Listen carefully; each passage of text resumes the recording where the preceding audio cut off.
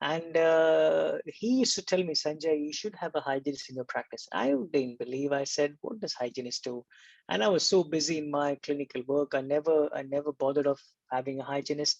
But then I saw few practices, and he said, Sanjay, you won't believe there are practices who have four hygienists, five hygienists. And I didn't believe that until now. What we have seen in the last 4 months, the kind of growth a practice has done, the kind of influence, the patients are influenced by this, by the services what we're providing, the way how our staff are influenced by this protocol. It's been amazing.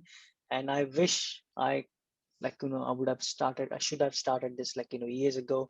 uh, and now I really think that our practice has potential of literally 3 to 4 hygienists easy. Give us probably 2 years, and unfortunately, we don't have enough room. But if it's been implemented properly, and if the whole practice believes it, it's a game changer for any practice, I would say.